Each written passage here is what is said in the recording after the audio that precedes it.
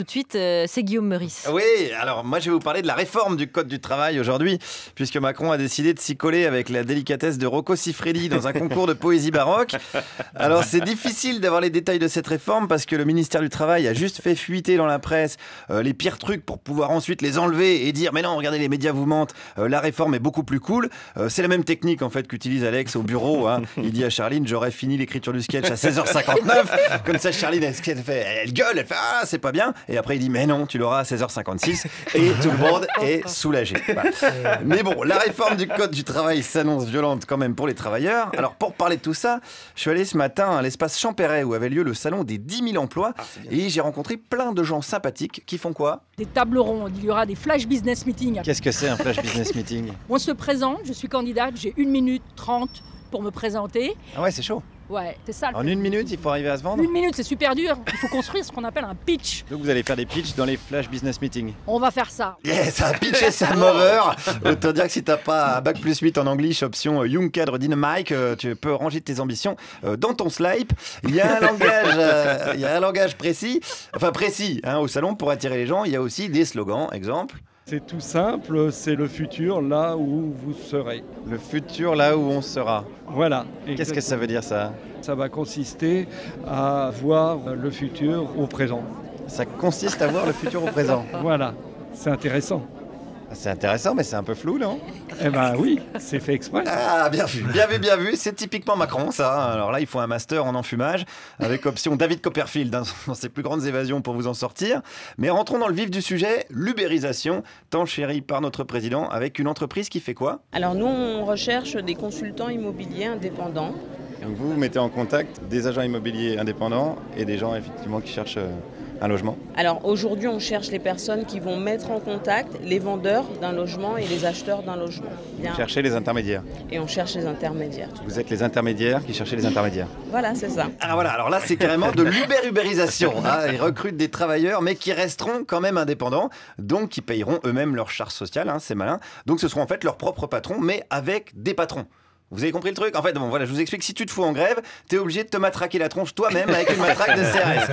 Voilà, c'est la société Macron. Alors, autre spécificité de la réforme, il veut supprimer la notion de pénibilité dans le travail. Donc, ça se voit qu'il n'a jamais bossé avec Clara Dupont-Moreau, déjà. Alors, je suis allé voir les agents immobiliers pour leur parler pénibilité. Honnêtement, aucune pénibilité. Pour être agent immobilier, non, rien. Non, je pense pas. En même temps... c'est encore une fois, ça dépend ce que vous trouvez pénible ou pas. Escroquer les gens, c'est pas pénible? Ça veut dire quoi, escroquer les gens? Nous, honnêtement, moi, je vais vous dire, moi, j'accompagne des gens dans un projet. Mais en gonflant un petit peu les marges, quand même. Non, on gonfle pas les marges, on prend des honoraires pour un service rendu. Voilà, oui, pardon, on connaît le principe, hein, c'est pas du fist fucking, c'est de l'acupuncture. non, attendez, on va pas se mentir, à partir du moment où tu es obligé de vendre tes enfants pour les loger, ça va plus, il y a un truc qui va pas, quoi. Après, non, mais je reconnais que ça doit pas être facile tous les jours de travailler dans le cartel de Benelline, dans le secteur immobilier, pardon, excusez-moi.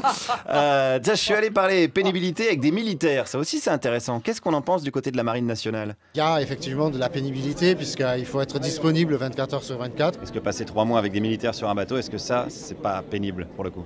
Non, parce qu'après on a l'habitude, enfin... Pour certains, ça peut l'être. Voilà, oui, disons qu'il faut aimer les concours de paix plus que le Scrabble, à mon avis. Non, mais ça, non, mais après, je ne doute pas qu'on doit passer des bons moments entre 2 bites au cirage et 3 chansons paillardes. Alors, j'ai poursuivi avec ce même recruteur de la marine. Est-ce que c'est pas pénible d'envoyer des missiles sur des gens? Après, on reçoit toujours l'ordre d'envoyer des missiles ou quoi que ce soit, donc ça fait partie de notre job. Donc, on n'est pas sur un système d'attaque directement, mais sur un système de défense. Donc, c'est pour aussi... Mais quand même en envoyant des missiles. Effectivement. Oui, voilà, en faisant ce qu'on appelle des frappes chirurgicales. Alors au niveau de la chirurgie, on est plus dans le docteur de la joue, hein, quand même, que sur de la précision maximale. Mais c'est pour leur bien, hein, je vous rappelle qu'on apporte la démocratie quand même. Hein, merde, hein, ils ont des bras arrachés, et ben ils voteront avec leurs pieds, ça changera pas d'ici. Allez, concluons avec une dernière question pour ce militaire. Est-ce que la pénibilité, c'est pas finalement de recevoir tout le temps des ordres? C'est une question d'habitude. Qui, à part le président de la République, ne donne pas des ordres? Bah moi, j'en donne pas, par exemple. Ah si, vous avez des sous-fifres. Moi? Vous devez en avoir. Ah là, j'en ai aucun. Donc, mais vous recevez des ordres? Non plus. Non plus. Ah, oui, vous êtes assez libre, donc oui. Non. Enfin, nous, voilà. Après, c'est une question d'habitude. Vous m'enviez du coup un peu. Non. Allez, démissionnez, rejoignez-moi. J'ai fini bientôt. Ah, il a bientôt fini. Enfin, qui s'enflamme pas trop, parce qu'après la réforme du Code du travail, il y a celle des retraites. Ces 5 prochaines années avec Macron s'annoncent quand même bien pénibles. Guillaume Meurice, merci.